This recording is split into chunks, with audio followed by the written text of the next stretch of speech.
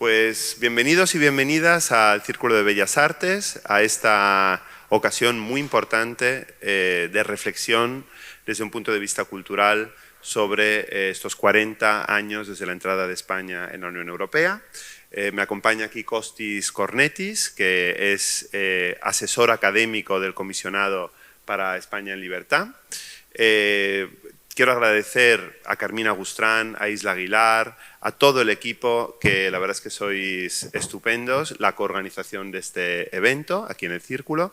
Yo creo que se están celebrando, ¿no?, a raíz de este día tan importante que es mañana, 12 de junio, el 40 aniversario de la entrada de España en la Unión Europea, muchos actos, mañana habrá varios, un gran acto en el Palacio Real. Pero desde luego este acto era, yo creo, bastante necesario, un acto sobre la cultura en Casa Europa, dado que el Círculo es Casa Europa en España y en Madrid. Quiero agradecer también, evidentemente, a Jara Díaz, a nuestra coordinadora de proyectos europeos, que lo hace todo muy bien y además hoy se va a prestar a moderar esta mesa, y gracias también, por supuesto, a los 4 intervinientes, a los que conozco de épocas distintas. Algunos solo les he visto una vez, otros llevo viéndoles casi toda la vida, pero a los que admiro, a los 4, por distintas maneras, y luego volveré un poco sobre cada uno de ellos diciendo una pincelada sobre cada uno. Pero bueno, ya adelanto, ¿no?, pues que son Patricia Martínez, la decana de la Facultad de Filosofía y Letras de la Universidad Autónoma de Madrid y presidenta de los decanatos de Artes y Humanidades de España.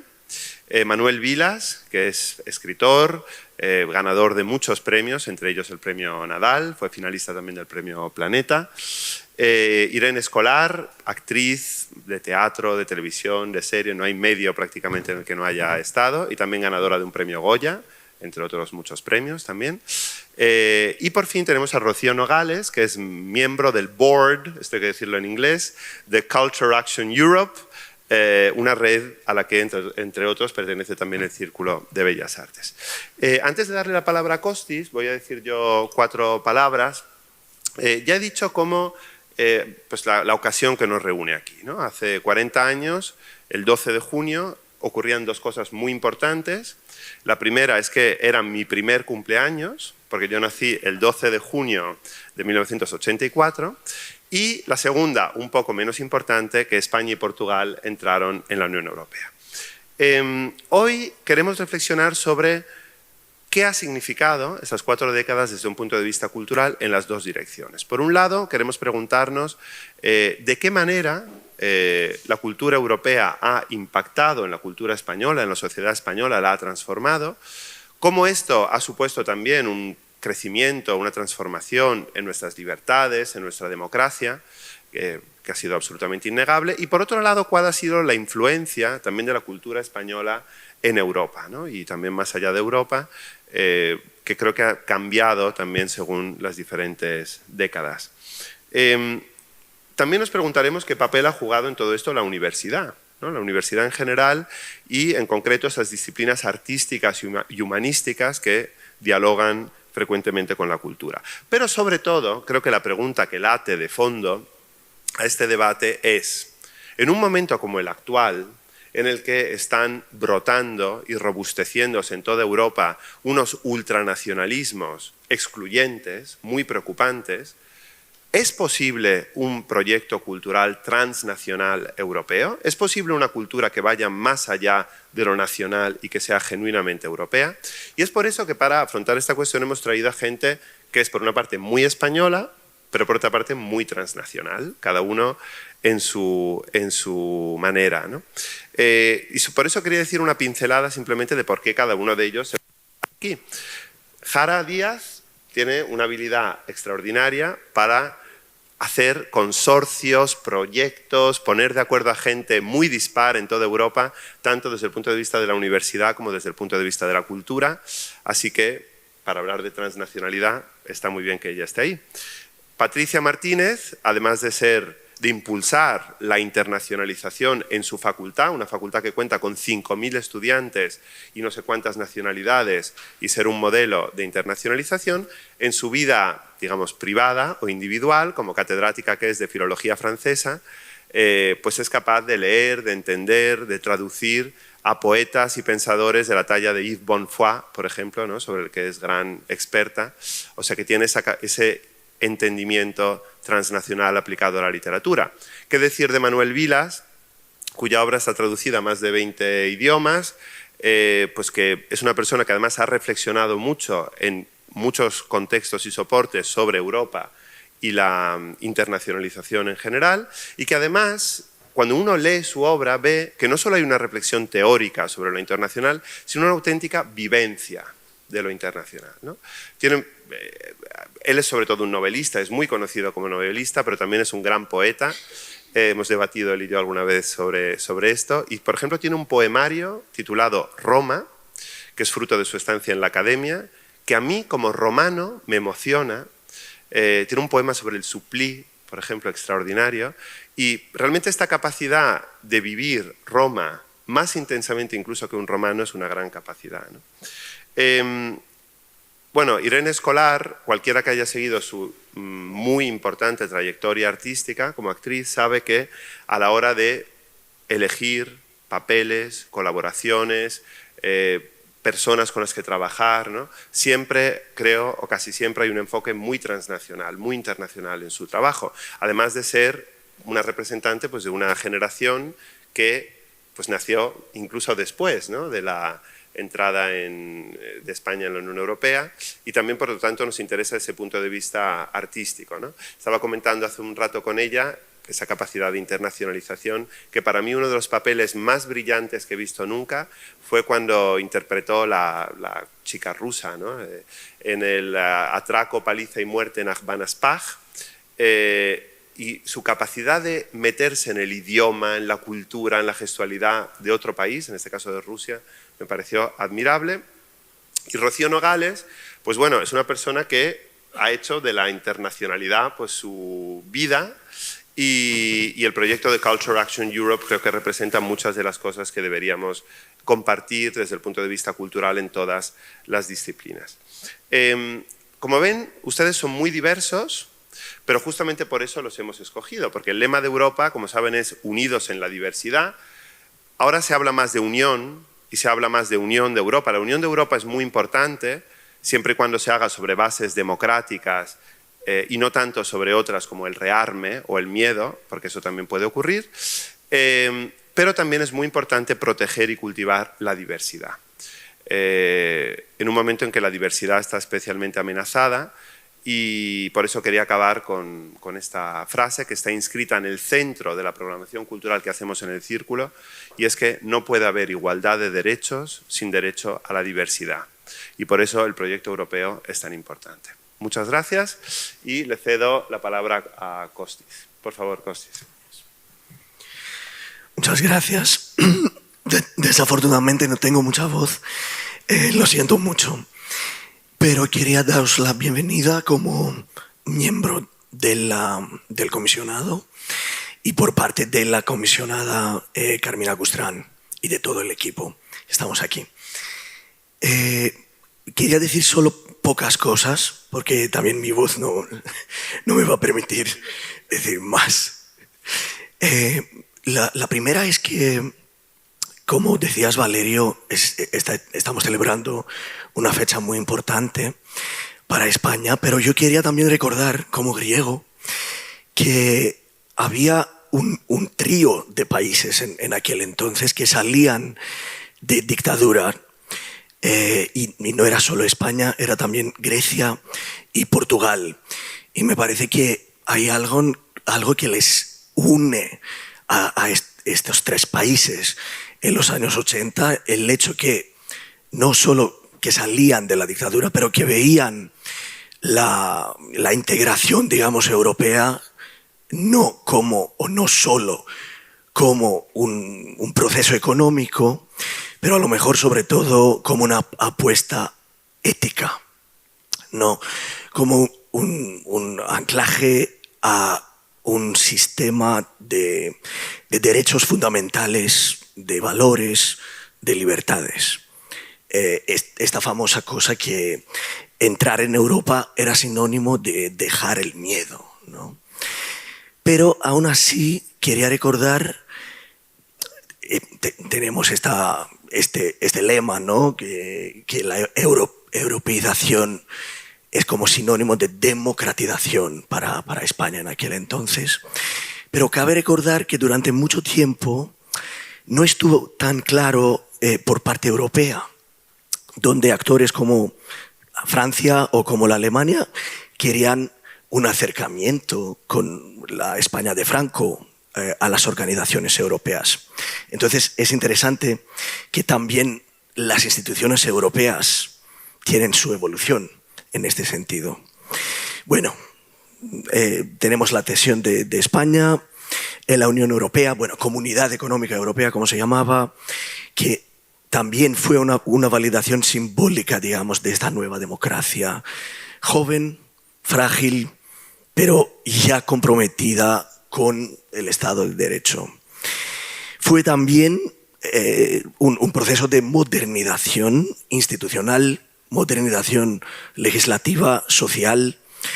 Europa también exigía estándares, ¿no? Derechos laborales, igualdad, bueno, de género, libertad de expresión, pero también planteaba retos, desigualdades regionales, pérdida de soberanía, nuevos tipos de dependencias. Entonces es un proceso muy complejo y muy interesante, y pensar a este proceso tan complejo después de 40 años me parece que es también un ejercicio muy importante. Por último, quería decir pocas cosas sobre la memoria, porque la memoria también es muy interesante. Y Europa, bueno, a diferencia con otros lugares, carece de una memoria común, digamos. Yo estaba pensando, ¿qué sabemos en Bruselas sobre el pasado, bueno, antes de la transición española, sobre la represión del tardofranquismo, sobre la lucha por las libertades, sobre un hecho fundamental que eran las últimas 5 ejecuciones de septiembre de 1975, que tuvieron un impacto muy fuerte a nivel europeo en aquel entonces, ¿no? Que muchos países retiraron sus embajadores de España en protesta. ¿Qué memoria tenemos de todo esto a nivel europeo? Muy poca. Entonces, 40 años después, Europa misma vive una crisis de legitimidad, ¿no? Auge de extrema derecha, normalización de autoritarismo en Hungría, etcétera, desafección ciudadana, especialmente entre los jóvenes. Y en este contexto, la memoria democrática no es un lujo cultural, es una herramienta de prevención, de educación crítica y de construcción cívica. No podemos defender la democracia si no recordamos por qué costó tanto conseguirla. Entonces, yo pienso que España puede también, bueno, puede aportar muchísimas cosas y está aportando muchísimas cosas a Europa, pero también puede aportar hoy, entre otras cosas, su trayectoria en políticas de memoria desde abajo, ¿no? Todos estos debates sobre toda esta experiencia, ¿no? de exhumaciones, archivos, memoriales, arte público sobre el pasado, me parece que es una riqueza y es un aprendizaje importante.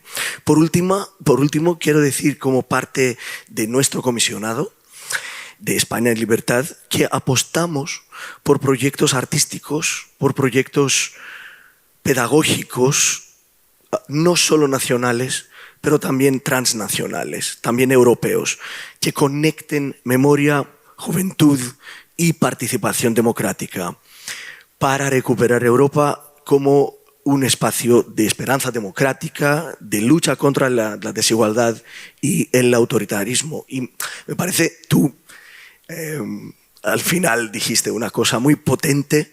Yo a lo mejor voy a decir algo menos potente, pero es que conmemorar no solo es mirar atrás, es también comprometerse con el futuro, y un futuro común, un futuro europeo.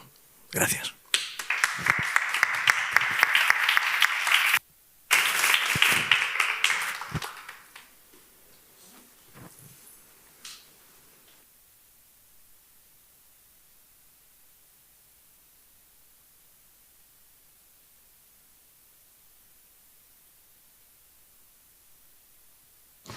yo, ¿vale? Vale. Bueno, muchas gracias a todos por estar aquí, a todas, y muchas gracias a nuestros 4 ponentes de hoy, a las palabras de Valerio y de Konstantinos, que creo que han dirigido bastante bien el debate, el diálogo que pretendíamos tener hoy. La idea es tener o hablar de Europa, de la cultura de estos 40 años, efectivamente pensando en esa construcción de Europa desde la cultura, en cómo ha evolucionado en lo largo de estos últimos 40 años y en esa mirada de futuro. Tenemos 4 voces muy distintas. Les he dicho que voy a intentar ser firme para que hablen muy poquito porque son temas que podrían dar para muchísimo, pero me interesa que hablemos de esos 3 temas y que no se queden ninguno sin tratar, porque esa mirada al futuro, que es la última, me parece muy importante. Voy a pasar a presentarles para empezar ya con ello, pero antes quería hacer un ejercicio, un pequeño pensamiento que les voy a lanzar a los ponentes, pero también me gustaría lanzarles a ustedes, al público que está aquí. No voy a pedir que me lo cuenten, pero sí me gustaría que pensaran. Valerio ha empezado un poco por aquí sin saberlo. Que pensaran, y vosotros que me dijerais, ¿dónde estabais hace 40 años? Para situarnos generacionalmente también ahí, y 3 palabras que definan Europa para vosotros. Es difícil, voy a empezar yo para que no os sintáis comprometidos. Yo tenía 3 añitos, por tanto no recuerdo la entrada en la Unión Europea, y eso creo que es interesante. Toda mi vida he estado dentro de la Unión Europea, o España ha sido, viví aquí en Madrid, por cierto. Por cierto, siempre ha estado conmigo un poco la Unión Europea. Y 3 palabras sé que son muy difíciles y probablemente mañana diría otras, pero, y las tengo apuntadas, curiosamente habéis nombrado varias de ellas, para mí serían intercambio, sería diversidad y es horizonte, pensando en ese futuro del que habíamos hablado, ¿no? Voy a empezar a presentar a los ponentes y si os parece, después de la presentación, podéis contestar cada uno a esas preguntas. Tengo aquí a mi derecha a Irene Escolar, actriz. Ha participado en más de 50 producciones entre cine y teatro, trabajando con destacados directores de la escena española y europea. Su primer papel protagonista, en Un otoño sin Berlín, le valió el Goya a la mejor actriz revelación y desde entonces ha combinado proyectos cinematográficos como Competencia Final o Tenéis que venir a verla y creaciones teatrales como Escenario Cero o Finlandia. Ha sido reconocida con premios como el Ojo Crítico de Radio Nacional de España, la Medalla de Círculo de Escritores Cinematográficos y el Premio de Teatro de la Comunidad de Madrid.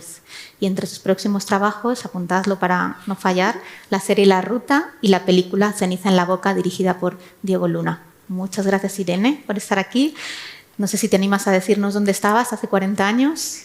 Pues es que, bueno, buenas tardes, gracias por... No había nacido yo, estaba, quizá era una idea o en el cuerpo de alguien, pero... Perfecto, interesantísimo. Eso también quería además marcarlo desde el principio. ¿Y 3 palabras? 3 palabras. Una de ellas la has dicho tú. He pensado que si me tocaba la primera, esto iba a ser mejor, porque claro, estas personas tan inteligentes, seguro que no se me va a ocurrir palabras mejores. Entonces yo había pensado en diversidad, también umbral y collage.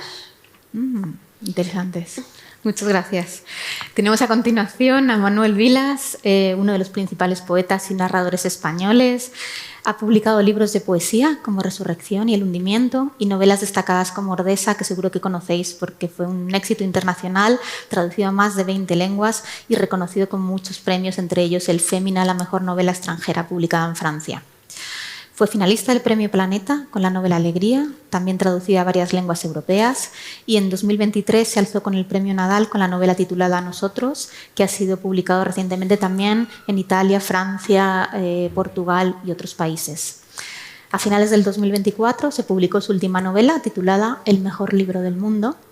Y te doy las gracias, Manuel, también por estar aquí. Te animo a contarnos, ¿no?, en ese momento donde estabas y esas 3 palabras. En 1985 a 86. A la altura de este mes. Bueno, si eres capaz de dar con precisión, claro, el día 11 o 12. Yo estaba haciendo quinto de Filología Hispánica.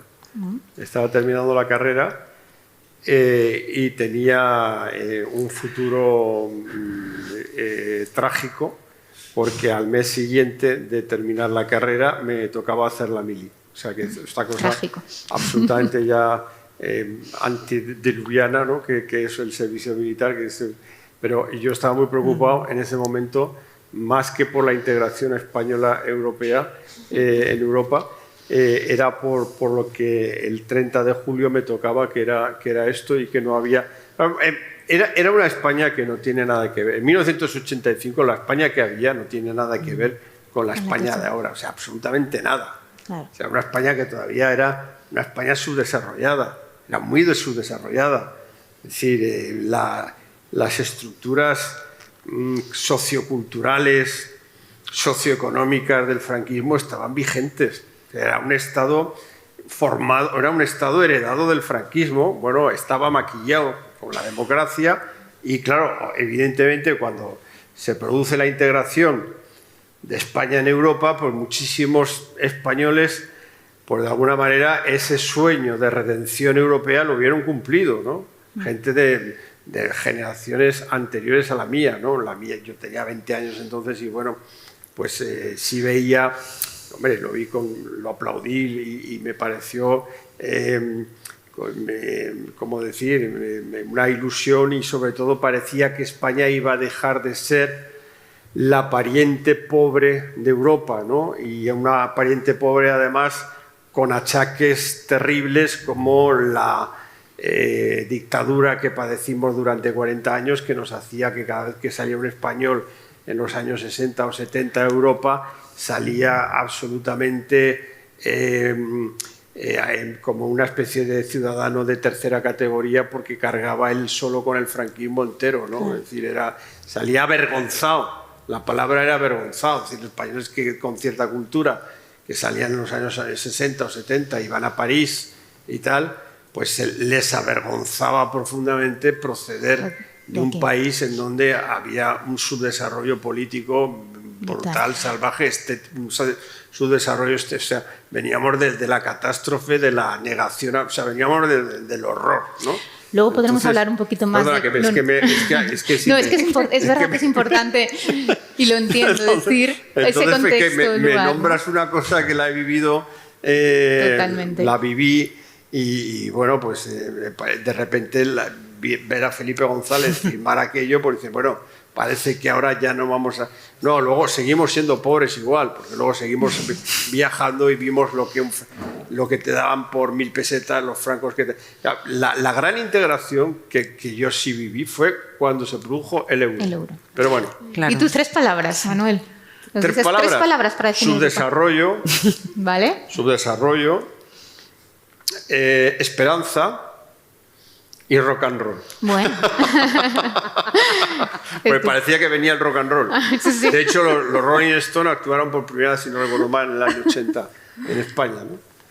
Entonces... Continuamos con Patricia Martínez. Muchas gracias por estar aquí. Licenciada y doctora en Filología Moderna por la Universidad Complutense de Madrid, catedrática de Literatura Francesa de la Universidad Autónoma de Madrid, donde es decana de la Facultad de Filosofía y Letras desde 2018 y presidenta de la Conferencia Nacional de Decanos en Artes y Humanidades. Interesada por las relaciones entre literatura, arte y pensamiento, desde aproximaciones interdisciplinares que tienen en cuenta la historia cultural, teoría literaria, teoría del arte y filosofía. Gracias. Patricia. No sé si nos sitúas dónde estabas tú hace 40 años, esas 3 palabras. Gracias, Jara, por la presentación. Gracias, Valerio. Gracias a todos por esta invitación, por esta oportunidad fantástica de compartir esta conversación con estas personas a las que admiro mucho. Es un gran privilegio estar aquí. Bueno, pues yo en el año 85 estaba terminando mis estudios de Filología Moderna también en la Complutense, como Manuel. Yo había venido de otra ciudad que me parecía muy provinciana, pero es que Madrid entonces era una ciudad muy provinciana, comparada con cuando uno viajaba a Europa, a París, o pues luego volvíamos a España y era un sitio que todavía, ¿verdad?, se había quedado muy atrás. De manera que sí, era un momento, aquella apertura, aquella oportunidad, aquella noticia, pues abría un horizonte de esperanza. Y en cuanto a las palabras que para mí representa ahora mismo Europa para mí es cultura, para mí es diversidad y para mí es consenso democrático. Si puedo poner un adjetivo. Por supuesto. Muchas gracias. Y acabamos ya esta presentación con Rocío Nogales Muriel, quien combina su pasión por las ciencias sociales y la investigación con la poesía y el activismo por otras economías. Desde 2004 coordina la Red Internacional de Investigación EMES, pionera en el estudio de la economía social y solidaria y la empresa social en Europa. Representa a EMES en el Grupo de Trabajo de Naciones Unidas sobre Economía Social y Solidaria. Actualmente forma parte también de la Junta Directiva de Culture Action Europe, que ya hemos nombrado antes, al que el Círculo pertenece, y del Consejo Rector de la Cooperativa de Impulso Empresarial Smart Ibérica. Forma parte activa del movimiento cooperativo, asociativo y de cultura comunitaria de Madrid, donde vive, como dice ella, entre versos y es aprendiz de abeja. Muchas gracias, Rocío, por estar aquí.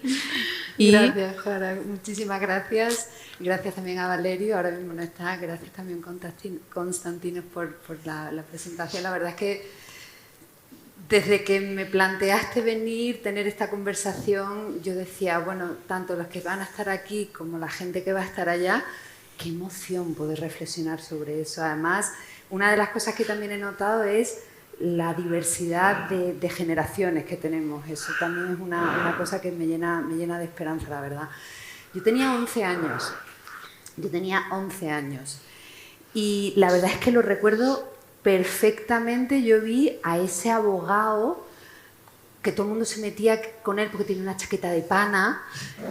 Son como recuerdos que tengo, que estaba en el Palacio Real, esta vez no con chaqueta de pana, firmando un documento que era importantísimo, y recuerdo la alegría que había en mi casa. Yo recuerdo a mi madre, además, que es una europeísta convencida y contra todo pronóstico. Ella intentó, de hecho, ser funcionaria, sacarse una de las primeras oposiciones que hubo, e incluso le devolvieron dinero en ecus. No sé si recordáis, hubo un momento de ecus. Para los que sois muy jóvenes, hubo un momento de ecus, que fue esa moneda que pasó muy rápidamente. Y recuerdo también, además, mis padres acababan de separarse acogiéndose a la ley del divorcio que acababa de aprobarse en 1983. Con lo cual, para mí, y además tenía todas esas historias, anécdotas en la familia de esos emigrantes de Córdoba. Yo nací en Sevilla, pero mis padres eran los dos de dos pueblos de Córdoba.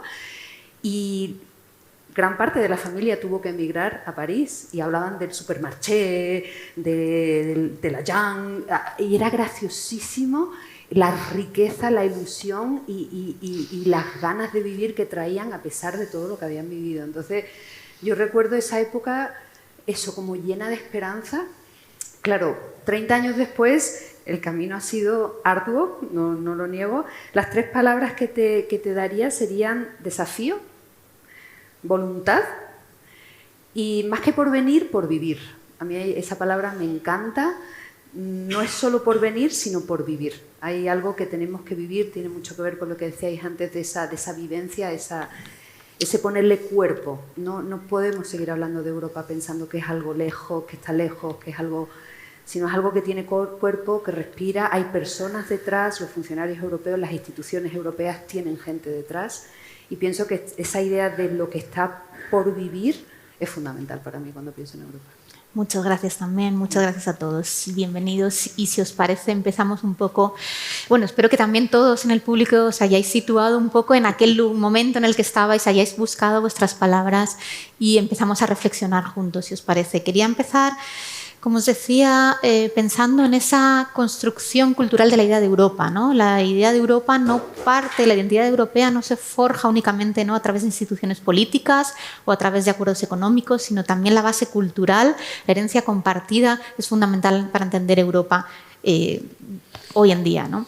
El arte, los mitos fundacionales, el pensamiento, la filosofía, la literatura, incluso la universidad, que yo creo que Patricia ahora nos va a hablar un poquito por aquí, son fundamentales o han sido un componente fundamental para la construcción simbólica de Europa. Os quería preguntar a todos si existe desde vuestro punto de vista una identidad cultural europea reconocible y ¿qué papel desempeña la cultura en la formación de esa identidad colectiva europea? No sé si quizá, Patricia, puedes empezar contándonoslo un poco también desde la universidad, que también me interesa mucho, ¿no? Cómo la universidad ha participado en esa construcción simbólica de Europa. Bueno, gracias. por la pregunta. Por supuesto que existe una entidad europea, una entidad cultural europea. Yo creo que lo que conocemos hoy como Europa, en tanto que organización geopolítica que ha cambiado sus fronteras, en tanto que organización institucional supranacional, no sería posible si no hubiese un fondo común, si no hubiese un espacio cultural compartido por todos, que es una propiedad, que es un patrimonio común que muchos desconocemos, pero que está ahí. Sin eso no habría Europa.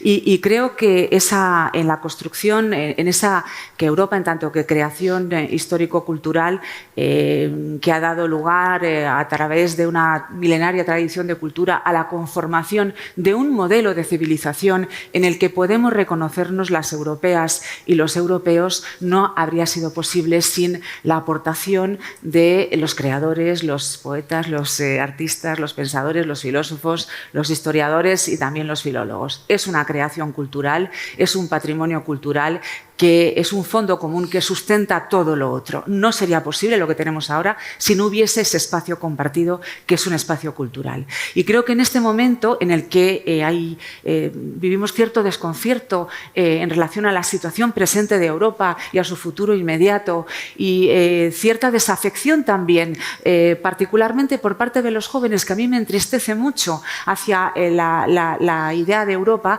creo que es muy interesante, que es necesario volver a ese patrimonio cultural europeo, escuchar a nuestros poetas, a nuestros escritores, mirar a lo que han creado nuestros artistas para ver lo que ellos nos dicen, lo que esa tradición de cultura nos dice, nos explica acerca de lo que es Europa, de lo que significa Europa, de lo que significa ser europeo.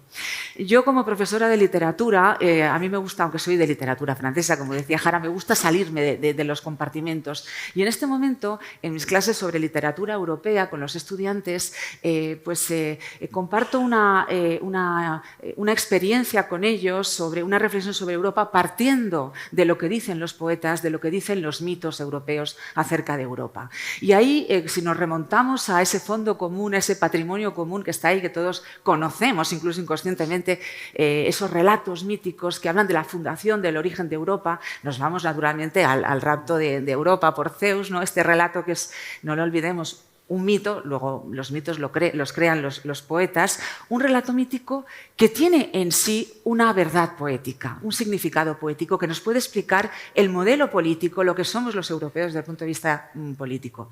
Un colega mío, francés, franco-alemán, que se llama Heinz Weissmann, en un libro que publicó el año pasado, que no sé si está traducido al español, que se llama algo así como Pensar sobre las huellas del espíritu europeo, muestra cómo este mito del rapto de Europa ha sido utilizado por los historiadores y ha sido utilizado por el primer historiador de la tradición europea, que es Heródoto, para explicar, primero, un hecho histórico muy extraño, muy curioso, y segundo, un misterio que puede ser muy esclarecedor para los europeos contemporáneos, que puede ser muy inspirador para los europeos y las europeas de ahora, porque Heródoto analiza el mito para comprender por qué los griegos han querido ser invadidos por los persas constantemente, por el imperio persa, y cómo es posible que los griegos, que están siempre divididos, que están siempre discutiendo, que tienen filosofías diferentes y son infinitamente inferiores en número a los persas, han conseguido resistir esa amenaza imperialista y han conseguido incluso vencer a un ejército infinitamente superior a los griegos. Y cuando pensamos en esa pregunta, pensamos en la situación de Europa de ahora, ¿verdad? Que también está hecha de democracias muy diferentes, muy diversas, que están siempre disputándose y que están amenazadas en este momento por nuevos imperios persas, tal vez, que vienen de Oriente, que vienen del Este, pero que también están viniendo desde el Occidente, ¿no? En esa nueva conformación geopolítica. Y la respuesta que sugiere Heródoto a estas dos preguntas, ¿por qué la obsesión de los persas por invadir y por vencer a los griegos? ¿Y cómo es posible que los griegos consiguieran no solo resistir, sino vencer reiteradamente a los persas en Maratón, en Termópilas, en Salamina? La respuesta la encuentra en este mito, que es un relato poético. Y la respuesta tiene que ver con esa idea de separación. La separación que tendría que ser lo que debilita, es, sin embargo, lo que da la fuerza, lo que da a las ciudades, a los ciudadanos griegos, una energía especial, una energía superior a la que produce un bloque monolítico gigantesco, pero monolítico, homogéneo, que es el Imperio persa. Porque la separación, la división, nos obliga, primero, a ponernos de acuerdo desde puntos de vista muy diferentes. La inteligencia griega viene de eso, de combinar lo diferente. Y segundo, genera consenso. Tenemos que trabajar un consenso cuando hay división. Y el consenso es lo que crea vínculo. Y ese vínculo, que es tan difícil de conseguir de lo diverso, de lo diferente, ese vínculo es la gran oportunidad y la gran fuerza de los europeos como descendientes de Zeus y Europa, ¿no? Esa capacidad que tenemos de generar un vínculo, algo tan difícil, pero cuando lo hacemos conseguimos resistir y vencer esa amenaza imperialista, esos nuevos imperios persas que ahora nos acechan por todas partes. Muchas gracias, Patricia. Quería continuar esta conversación tan interesante, ¿no? Además, esa construcción a través de la diversidad que ya hemos hablado mucho y esa base griega, por supuesto, preguntándole a Manuel, preguntándole a Irene si en tu obra, Manuel, si en tu práctica artística ¿os reconocéis dentro de esa tradición cultural europea o en realidad son unos marcos más locales en donde os sentéis reconocidos, ¿no? Si sentís que formáis parte de esa tradición cultural europea común. Yo completamente. Yo creo que somos, al hilo de lo que estaba diciendo Patricia, somos hijos todos del Imperio Romano, ¿no? Y de la herencia de cómo el Imperio Romano hereda Grecia, ¿no? Todavía en las facultades de Derecho se estudia Derecho Romano y el Derecho Romano sigue vigente en muchas cosas, ¿no? Por otro lado, somos hijos de la fragmentación del latín, es decir, los franceses, los italianos, los españoles, los portugueses y los rumanos hablamos un latín vulgar, una evolución hablamos latín, latín evolucionado. Seguimos teniendo, o sea, sin la literatura clásica y sin la filosofía griega, sin Homero, sin Platón, sin Aristóteles, no se entiende Europa. La construcción europea es Grecia y Roma. Y luego somos todos hijos del Renacimiento italiano, ¿no? O sea, de ahí surge todo un soplo cultural que cubre toda Europa y aparecen todos los movimientos. Claro, y lo que ha dicho Patricia también, la construcción cultural europea recae sobre la cultura, sobre la literatura, el arte, la filosofía, sobre las humanidades, ¿no? Y ya en el siglo XX sobre el cine, ¿no? Y eso automáticamente tiene un aire de familia. Si yo leo a un escritor francés del 17 y sé que tiene un aire de familia con cualquier escritor español del siglo de oro español, ¿no? Cervantes es descubierto por los ingleses. Es decir, la literatura inglesa de repente se da cuenta de que Cervantes es el escritor que en el 17 y sobre todo en el 18 se dan cuenta que Cervantes es el escritor que les interesa.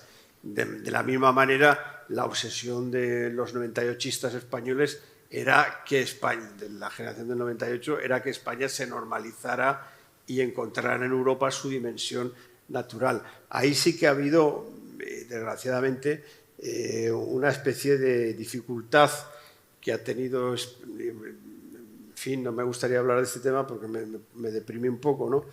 Pero sí que ha habido una cierta dificultad española a la hora de integrarse de una forma más intensa en las grandes corrientes culturales y artísticas europeas, ¿no? Luego yo creo que va a haber espacio para hablar un poquito de eso seguramente, aunque sé que son grandes temas, y también de si está amenazada esas humanidades y esa tradición artística y cultural europea. Irene, ¿tú también sientes que influye en tu trabajo artístico esa cultura europea común? ¿O tienes unas referencias más locales, más nacionales? ¿Es tu mirada hacia Europa cuando piensas en lo internacional? Sí, mi mirada totalmente tiene que ver con Europa y también a nivel de inspiración, ¿no? Inspiracionalmente todo. Yo me formé en Londres, que tiene una tradición muy determinada. luego en la Bienal de Teatro de Venecia con otros creadores europeos. Entonces para mí todo giraba en torno a el ver obras de teatro o cine que viniera de Europa fundamentalmente. Y sí siento que eso me ha inspirado y me ha marcado mucho. Otra cosa es la división, como estaba apuntando Manuel, que existe para mí entre la formación que puedes recibir o esa inspiración y luego lo que realmente se puede hacer en la práctica, que es donde yo soy más crítica. Sí, perfecto. Bueno, quizá lo desarrollamos luego más tarde. ¿Os puedo decir una cosa? Por supuesto. Yo tengo un amigo que dice que no va a ningún sitio donde no hayan estado previamente los romanos. Rocío, da mucha seguridad. Sí. ¿Qué opinas tú? ¿Cuál ha sido la evolución de ese relato cultural europeo en las políticas de la Unión Europea? ¿Realmente cuál es el papel que desempeña la cultura en la formación de esa identidad? Complicado. Y además es que hay tantas cosas que me encantaría aportar, pero sí que es verdad que yo a la hora de pensar, ni soy historiadora ni nada, pero sí que es verdad que me gusta pensar en Europa desde un punto de vista crítico y pensando también, como algunos historiadores, algunos intelectuales han pensado en la función de la historia y en cómo nos contamos, ¿no? Y yo ahí pienso mucho en Benjamin, en Walter Benjamin, y como él habla mucho de las discontinuidades, ¿no? De las comunidades invisibles. Y siento que muchas veces, y también en Edgar Morin, por ejemplo, el filósofo francés, que habla muchísimo de la necesidad de tener un pensamiento complejo. O sea, de que cuando hablamos de Europa no podemos pensar en una identidad sencilla, en una evolución lineal o en una identidad que se compone de una serie de características y ya. Yo siento que realmente el gran desafío, una de las palabras de las que hablaba antes hoy en día, es que si bien podemos identificar, delinear e incluso hacer una historiografía ciertamente incompleta de Europa, de la formación y la forja de Europa, siento que hay, y son todas las que han dicho, en especial Patricia y Manuel, pienso que hay muchísimas otras historias que han quedado por contar y que también son parte de Europa. Entonces, siento que el momento en el que estamos ahora, que además tenemos esas tradiciones greco-latinas, ¿no? Esas greco-romanas, clarísimamente, pero la Europa que ahora mismo estamos tratando de articular, de contarnos, de sostenernos y de hacer que no caiga en estas derivas, no es exactamente esa Europa que quizás aprendimos, soñamos o nos transmitieron. Entonces, siento que ese pensamiento un poco complejo y ese pensamiento un poco, como decía, ¿no? como de las comunidades invisibles es muy importante, y eso me lleva a el papel del arte y la cultura. Es muy curioso que desde hace muchísimo tiempo, de hecho yo diría que demasiado, el arte y la cultura, hay una parte del arte y la cultura que quizás está menos institucionalizada, está menos sistematizada, quizás no forma parte del acervo, sí, pero del patrimonio, que como puede ser las culturas orales, las culturas campesinas de nuestra Europa, que también estaban ahí y que quizás no han formado parte de los grandes discursos, pero me parece fundamental recordar que también estaban aquí y que muchas de esas otras comunidades, gente que está llegando a España y que está llegando a Europa y que ya son europeos. O sea, realmente cuando uno mira Madrid, a mí siempre me llama la atención Madrid, lo diversa que es, pero también lo profundamente desigual que Madrid es, ¿no? Que tenemos un San Cristóbal de las Casas que es como los peores barrios de Los Ángeles, ¿no? Realmente, y estamos a 10 kilómetros. Entonces, siento que Europa también es eso,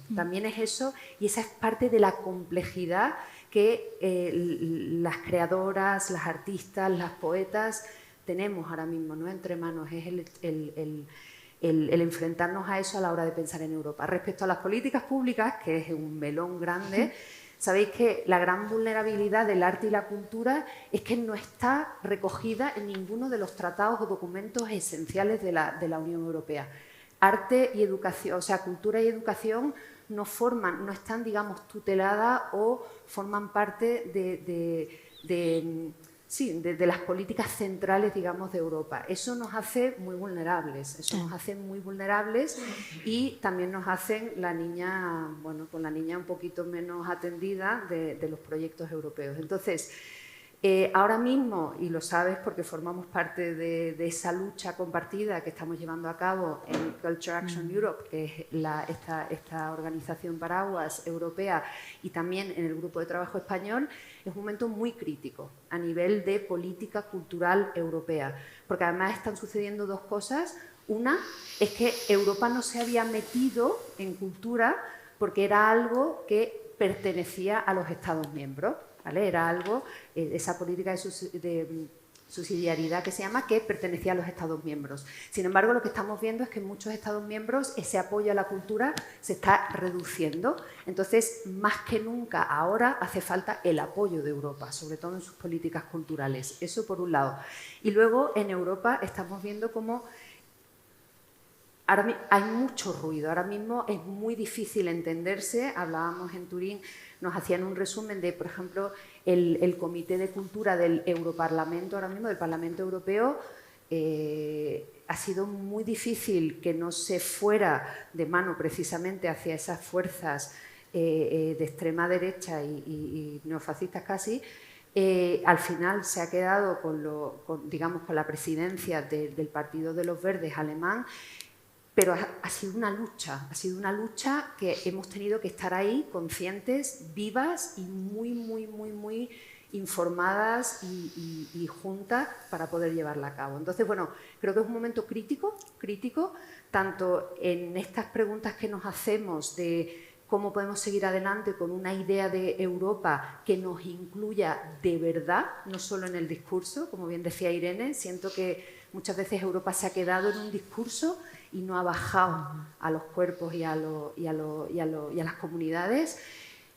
Y cómo hacemos para que las políticas públicas las sigan abrazando y las sigan defendiendo como uno de los pilares básicos de lo público, ¿no? De la cosa pública que tenemos en Europa. O sea, que momento crítico, pero interesantísimo. Sí, totalmente. Esto me lleva al siguiente punto que acabo de improvisar, y he decidido que voy a unir el segundo y el tercer punto, porque vosotros mismos lo estabais uniendo. Entonces alargamos un poquito más cada una de las participaciones, pero así no hacemos excesivo la mesa redonda, porque me quería ir a ese momento, ¿no? O sea, eso es hace 40 años, como desde hace 40 años la cultura ha ido participando de la construcción europea, y a través de qué mecanismos, ¿no? Se me ocurren en la financiación europea, en el caso de la cultura, el programa Europa Creativa, los grandes programas como Erasmus o como Horizonte Europa que existen en la universidad, la creación de redes internacionales en el ámbito cultural.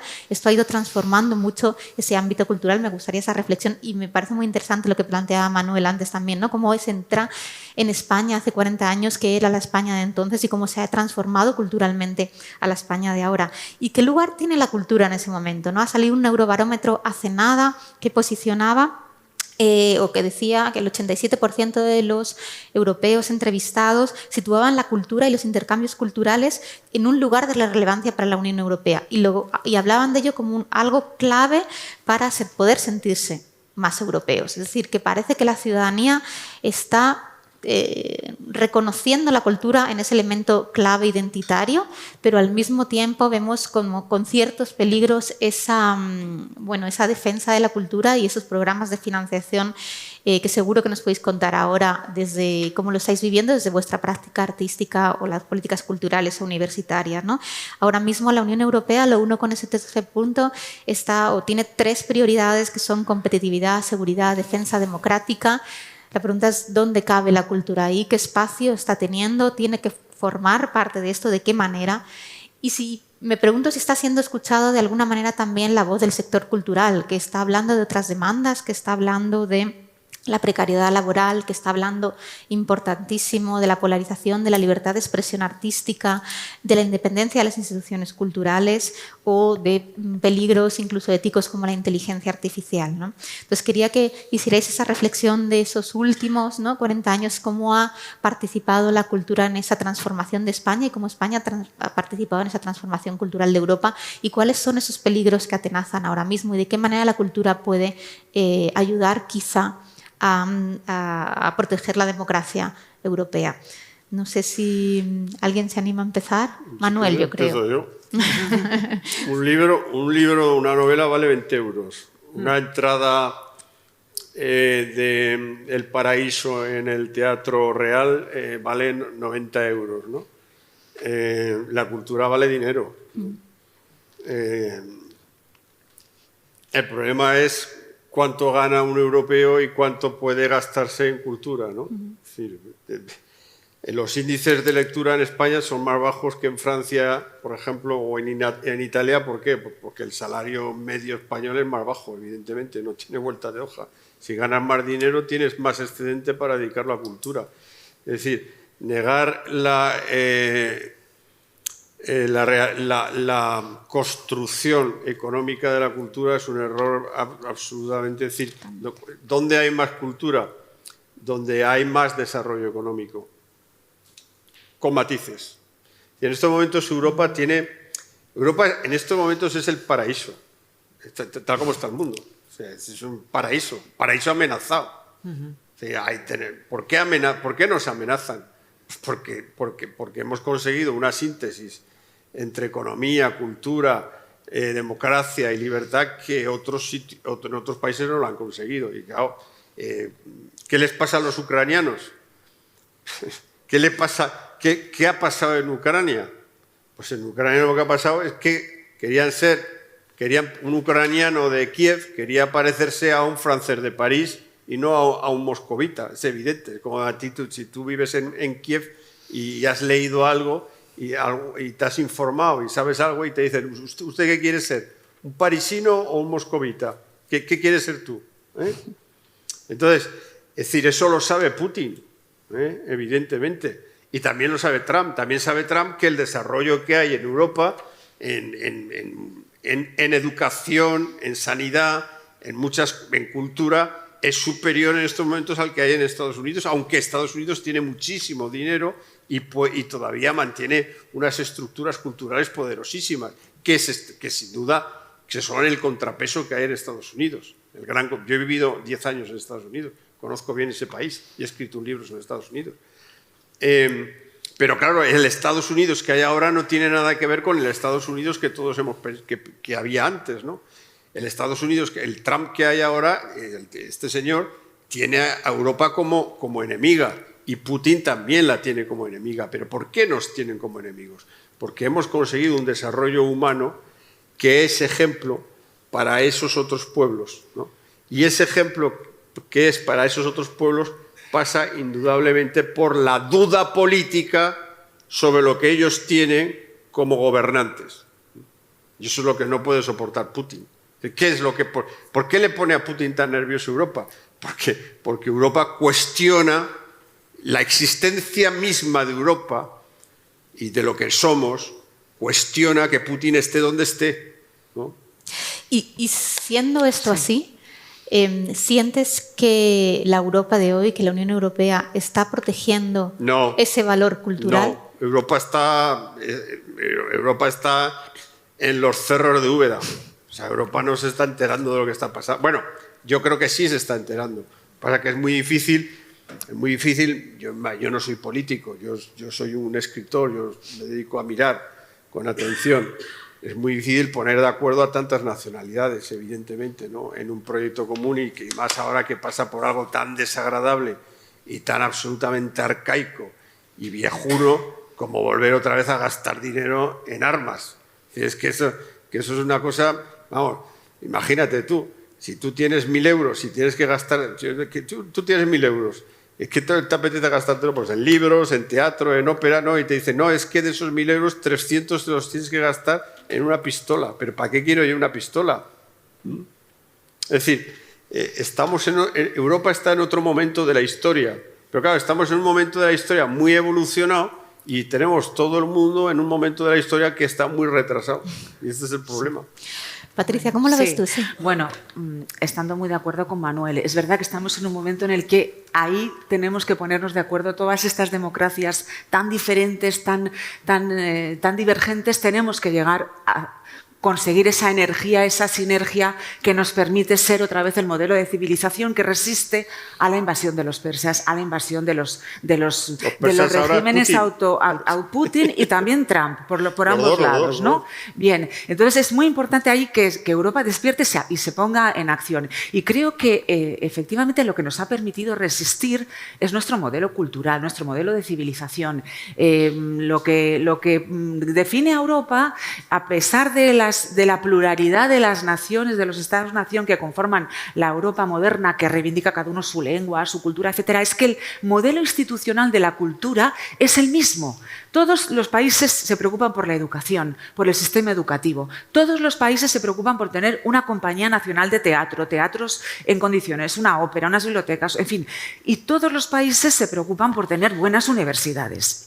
Y en ese sistema cultural, en ese institucional de promoción de la cultura, donde la educación es tan importante, pues resulta que se establece así en Europa en el siglo XIX, resulta que las universidades, y esto lo tengo que decir porque es lo mío, vengo a vender lo mío, ¿verdad?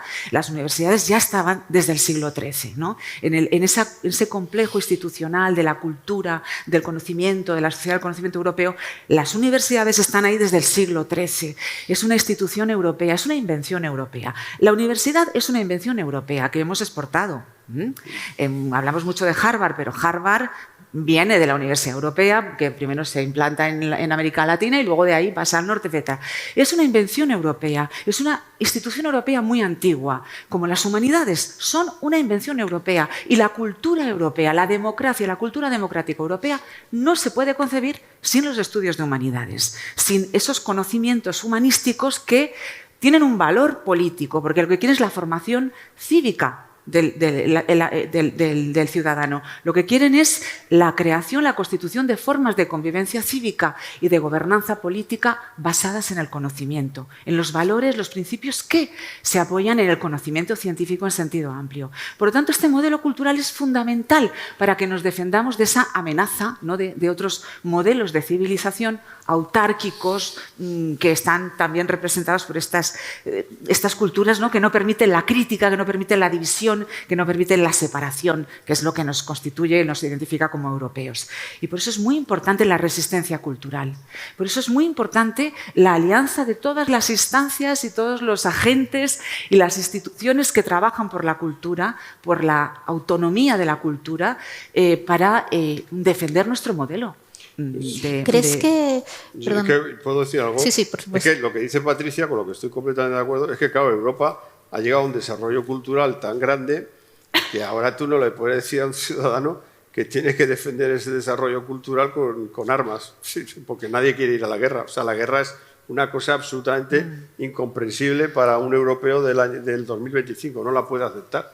Claro, y en otros sitios, en Rusia sí que la guerra existe como labor social, como circunstancia social necesaria de ese país, ¿no? Entonces, quería preguntar... Claro, a mí sí me dicen, no, es que tú tienes que ir a defender a Cervantes, a Shakespeare, a Molière y a Kafka en una trinchera. Digo, no, yo no voy, que vaya otro, yo no voy. Claro, ¿por qué no vamos a ir? Porque estamos en un momento de la historia absolutamente distintos al momento de la historia en la que están otros países, ¿no?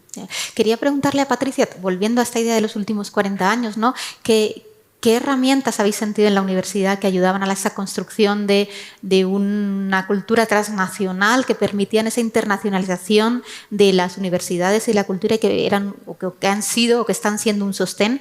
Y si crees que alguna de esas herramientas y las propias universidades están siendo algo amenazadas en este momento europeo actual. Por supuesto. Yo creo que Europa ha tenido unos años, los últimos 20 años han sido magníficos para Europa, para la cultura, para la educación. Hemos tenido unos planes, unas políticas científicas extraordinariamente beneficiosas para Europa.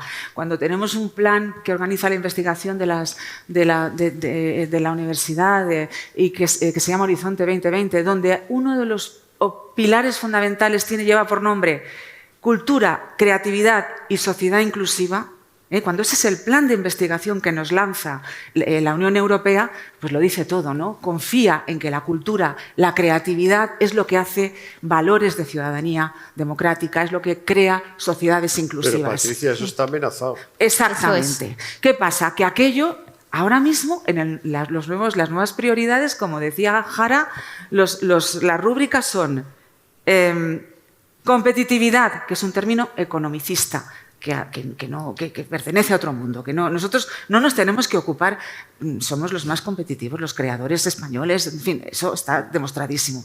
No nos concierne la competitividad. Seguridad, no. La investigación, el estudio se tiene que dedicar, orientar, tiene que priorizar la seguridad. Y por último, democracia. Entonces vemos que está cambiando, que hay un cambio del eje de la cultura europea y que la cultura europea seguramente está influenciada por otros modelos, como el modelo americano, ¿no?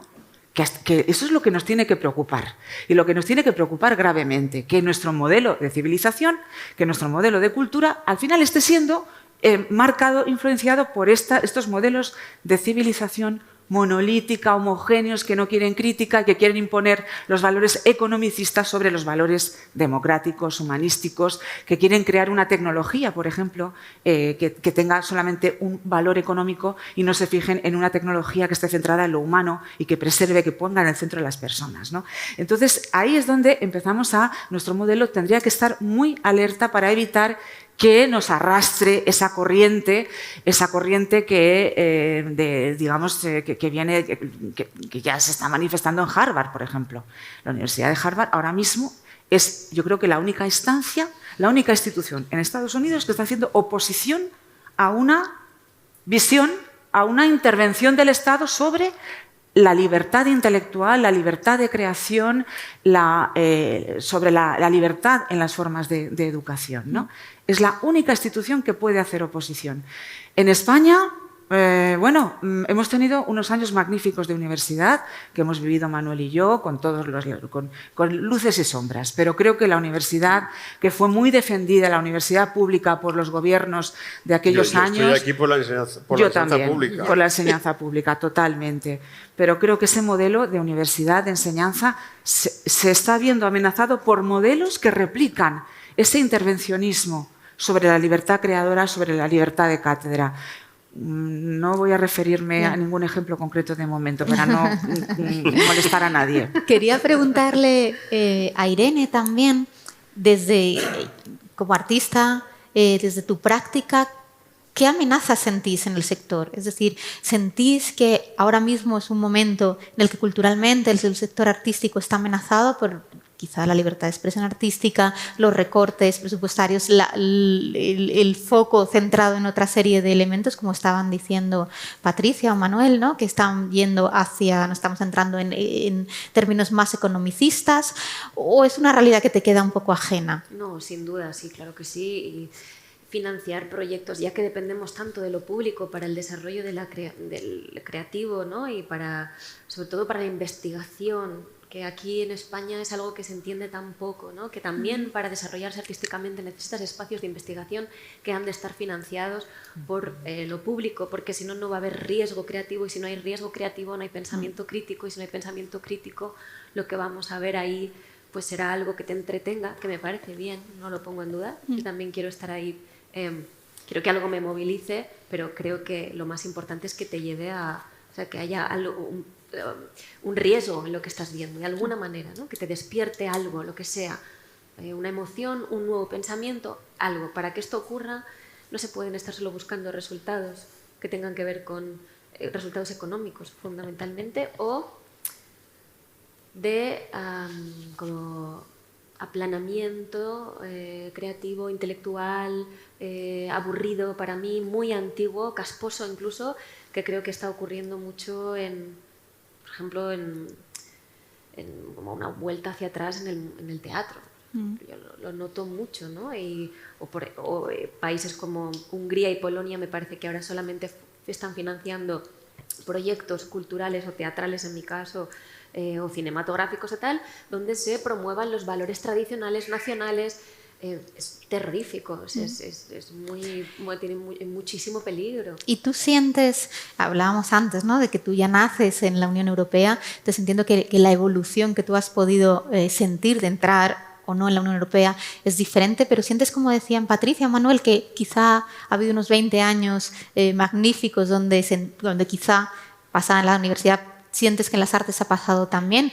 ¿Os sentíais más protegidos y ahora hay una sensación mayor de amenaza o no tienes esa diferencia tan clara? En el mundo artístico, o sea, cuando ya te pones en la práctica, ¿no?, y haces teatro o haces cine, que son dos... Es que no puedo hablar de cada una, es muy diferente, distinta, financiada muy diferente, pero en el caso del teatro, por ejemplo,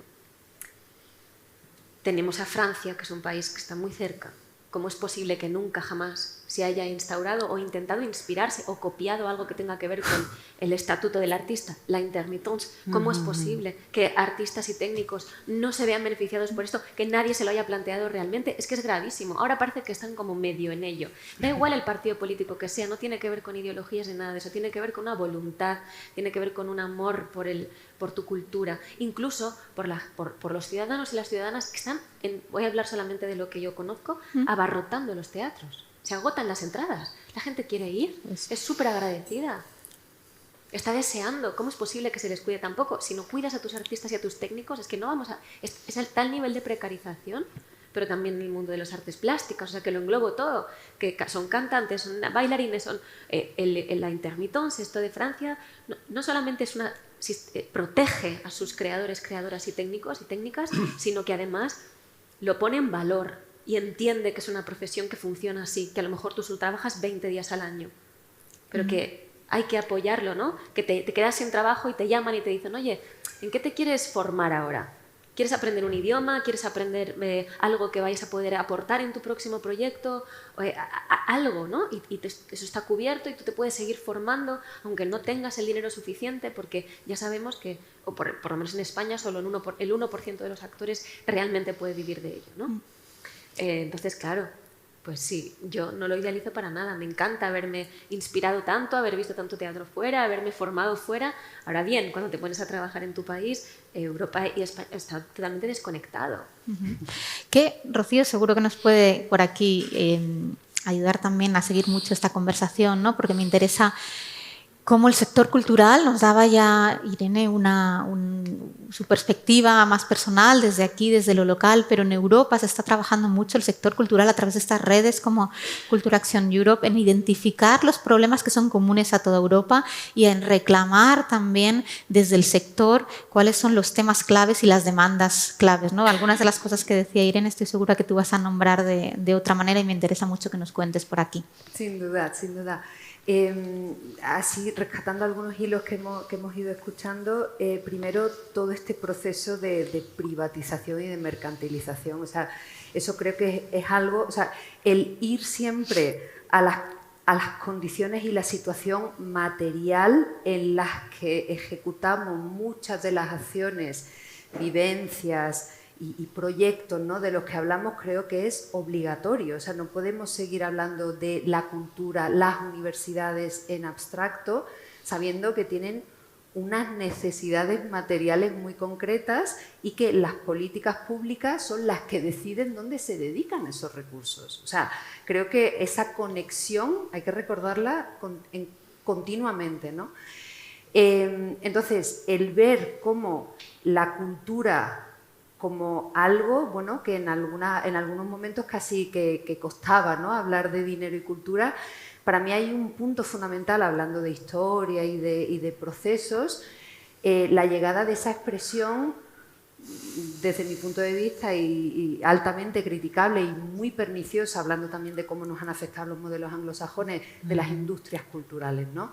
Ese momento en el que la cultura se convirtió en una industria. Eso fue una de las cosas más negativas que pudo pasarle a la cultura y a sus agentes, sobre todo, pero llegó en un momento, de nuevo, en el que era lo que estaba claro que iba a pasar, o sea, esa privatización, esa americanización de nuestra cultura y de nuestra esfera pública lleva mucho tiempo entre nosotras. Yo también tuve la suerte de vivir 6 años, casi 7, en los Estados Unidos y yo me convertí en europea allá. Yo fue estando en los Estados Unidos que me di cuenta de lo que era Europa. O sea, la belleza de esto que llamamos Europa, pero que nadie sabe definir y que ni lo intente, me di cuenta allá, ¿sabes? Entonces, pero también me di cuenta al darme cuenta, al reconocer el peligro que tenía esos procesos de privatización que en la universidad, además, que te voy a contar, o sea, estos últimos años ha sido el de la privatización de la educación universitaria a unos ritmos que yo creo que nadie vio llegar, o sea, es realmente una cosa que da miedo. Y en la cultura un poco sucede lo mismo, ¿no? Entonces, por eso también esa lucha a nivel europeo de decir, esperad, que tenemos un programa de financiación de la cultura que se llama Europa Creativa, que no nos lo podéis quitar. O sea, eso, luego hablamos de todo lo demás, pero eso no nos lo podéis quitar, porque esos son recursos y con las cosas del comer no se juega. Y está en juego ese programa. Sí, está muy en juego. O sea, Europa Creativa es uno de los proyectos que hasta el 16 de julio que se publica el primer informe del marco plurianual financiero de la Unión Europea, no vamos a saber qué va a pasar. Se ha hablado de que se va a combinar, a fusionar con otros proyectos, de que no se sabe qué va a pasar con ella. ¿Por qué? Pues porque estamos en un momento muy crítico. Ahora mismo, no me quiero meter en tecnicidades, ¿no? Pero sí que es verdad que es muy importante entender que Europa tiene un presupuesto al que contribuyen los Estados miembros. Entonces, ahora mismo, como ha subido por toda esta carrera armamentística en la que estamos, se está mirando, hay dos opciones. O cortamos, si se mantiene el presupuesto, tenemos que cortar de algunas líneas presupuestarias, y si no cortamos, los Estados miembros tienen que aportar más. En ello estamos a la espera de ver si los Estados miembros van a aportar más y de cuáles van a ser las líneas que se van a tocar para poder hacer frente a estas demandas nuevas, ¿no? Respecto a lo que decía Irene de las condiciones, pero vuelvo siempre a lo mismo, a las condiciones materiales. O sea, las condiciones materiales y de vida en las que las artistas y los artistas, pero también los profesionales de la cultura, técnicos, o sea, claro, que sin ellos no existe cultura, que es realmente algo también que muchas veces nos cuesta pensar, y también la cultura que sucede fuera de las instituciones, la cultura que sucede en la calle, que sucede en los huertos urbanos, que sucede en los parques y que sucede en los sitios donde no se las espera. Como esas personas realizan su trabajo, es realmente para hacérnoslo mirar. O sea, pero desde hace mucho tiempo. Y como tú dices, tenemos ejemplos concretos, con lo cual yo siempre digo, o sea, ya lo que nos faltaba era tener las pruebas, la investigación de que por cada euro que invertimos en cultura recibimos 11. Esa es la realidad de la cultura en Europa. Con agricultura, con automoción, con otros sectores no sucede eso. La cultura es de los sectores económicos que más retorno te da. Uno. Los europeos y las europeas, como estábamos diciendo, cada vez participan más de la cultura, cada vez quieren más de la cultura, pero también sabiendo que no estoy hablando ni siquiera de la cultura de las grandes tecnológicas que acumulan y que concentran, estoy hablando de la cultura que se hace por los agentes económicos, por los agentes culturales. Pero lo que nos olvidamos es que esos agentes culturales, que muchas veces, y has dicho para mí también un punto fundamental que estamos luchando por él, el de la investigación artística. Investigación artística, una noción que en España parece que desconocemos la mayoría, que en las instituciones europeas cuesta mucho hacer pasar, pero lo que la cultura puede aportar a la sociedad para ese inventar y crear el futuro juntos tiene mucho que ver con el trabajo cultural, el trabajo artístico, la creación artística, que además muchas veces se justifica por no servir para nada. Es en ese no servir para nada que se pueden abrir un montón de posibilidades sin tener que estarlas justificando, ¿no? Entonces, bueno, eso también llama un poquito a la lógica de proyectos que llegó con todo lo de las industrias culturales, la racionalización, ¿no?, de todos los procesos culturales y artísticos.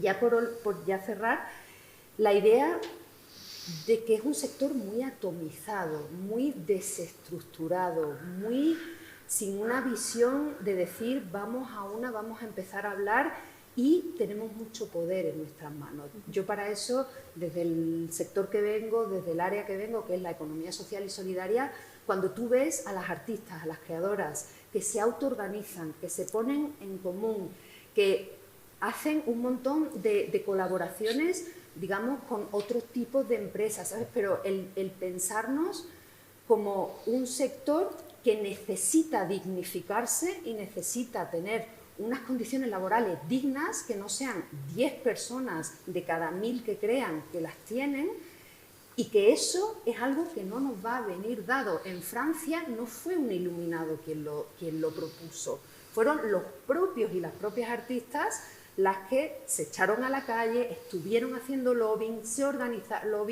organizaron para poder tenerlo, ¿sabes? Entonces yo creo que también sí podemos mirar lo que existe en otros países a nivel de política pública, pero ¿qué han hecho también las agentes y los agentes culturales en esos otros países para inspirarnos? Vamos.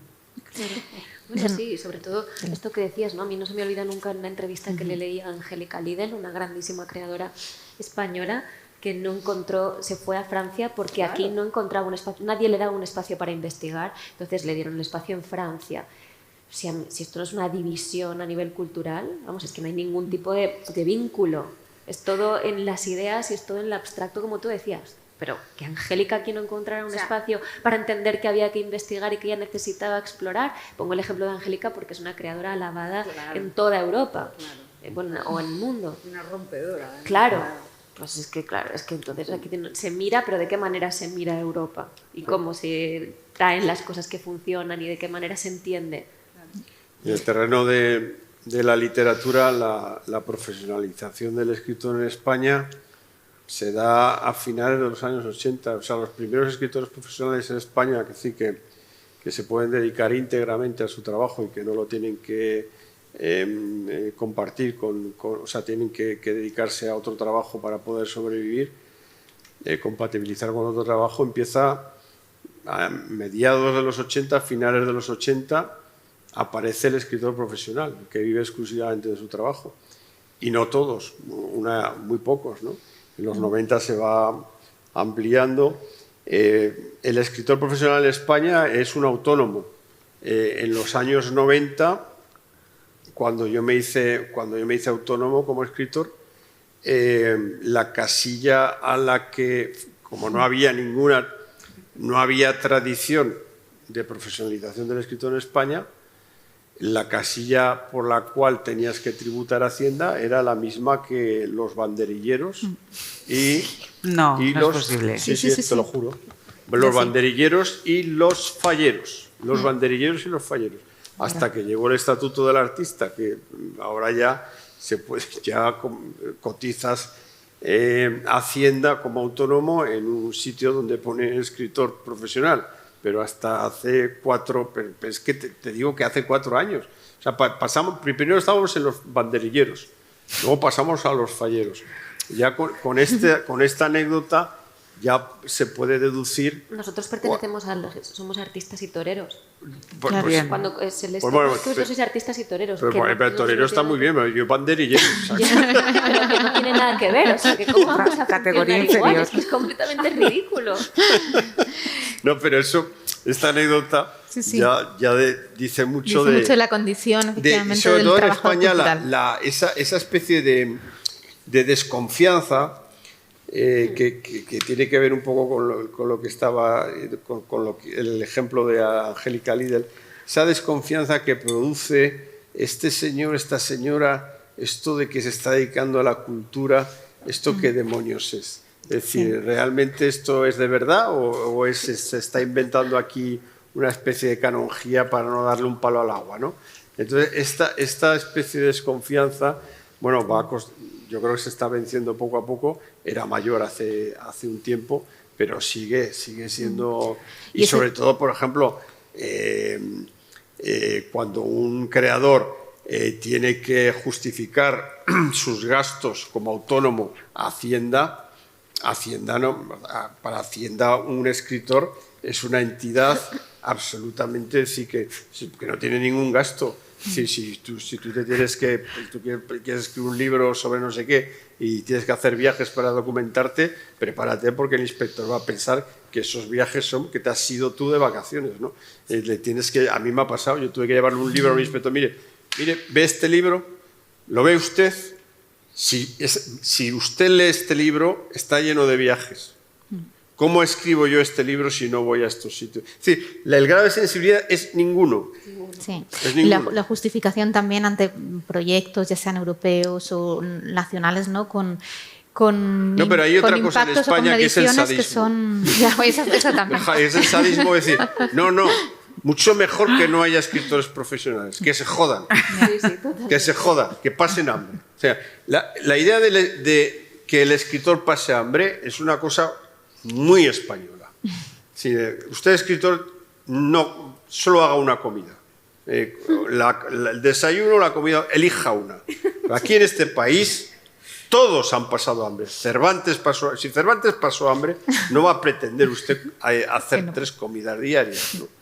Por volver a Europa y porque se nos está acabando pero es que esto sigue el tiempo. Así. Es decir, pero si no hay escritores profesionales, un país que no tiene escritores profesionales, ¿qué significa? Que es un país que está en el subdesarrollo, como si no tiene directores o no tiene actores, o no tiene, es evidentísimo, ¿no?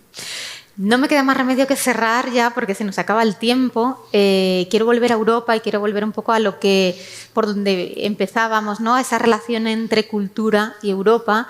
Y quiero pediros en una frase, en un pensamiento, en una palabra, incluso si queréis, que imaginéis, ¿no? Si tuvierais una varita mágica, cómo os gustaría que fuera esa relación Europa, cultura, España, Europa y cultura en los próximos años, muy poquitos años, ¿no? ¿Cómo la transformaríais o cómo la construiríais? ¿Con una palabra? O con un pensamiento, no hace falta una palabra. No, con una palabra, belleza. Bueno, yo escuchando a los compañeros Adelante. Creadores, quisiera que el arte, que la creación en España se acercara más al modelo europeo, porque me parece que ahí hay un desfase que tenemos que remediar. Me parece que hay un talento en España que está reconocido por la sociedad, por el público, y que, sin embargo, veo compruebo que no se corresponde, que no tiene ese reconocimiento y ese apoyo institucional por parte de las políticas, me imagino que regionales, municipales o de donde vengan, ¿no? Entonces, más Europa para los creadores, acerquemos más a nuestro sistema creativo al modelo europeo. Gracias. Yo que fuera real, que fuera bella y que fuera humana. Rocío, ¿te animas a cerrar? Qué bonito, sí. Pensaba, ¿no? Belleza. Es que yo pienso en justicia social, sin la cual no veo cómo se puede imaginar siquiera una belleza. Porque la justicia social es bella. Exactamente. Es que es muy fuerte. O sea, hay cosas que son bellas, pero ni siquiera la idea sino cuando la ves, ¿no? Cuando ves que eso sí es justo, y justicia social implica a los artistas, implica a los creadores, que haya también justicia social para ellas, y para mí responsabilidad ecológica. Yo ahora mismo, como sabes, llevo muchísimo tiempo batallando, que el sector cultural tiene mucho que hacer, que decir, que proponer, que imaginar y que liderar desde el punto de vista de la transición ecológica. Y en ello estamos, y eso también es bello, el ver cómo ese conocimiento están en nuestros artistas, cómo ese conocimiento están en otros lugares en Europa, las cosas que se están haciendo desde y con la cultura, es realmente emocionante. Y un camino que se había iniciado, ¿no? Con mucha fuerza, con mucho apoyo de la Unión Europea, y que quizá ya la palabra verde, sostenibilidad, se está debilitando un poco, ¿no? En favor de esas otras palabras que hablábamos antes.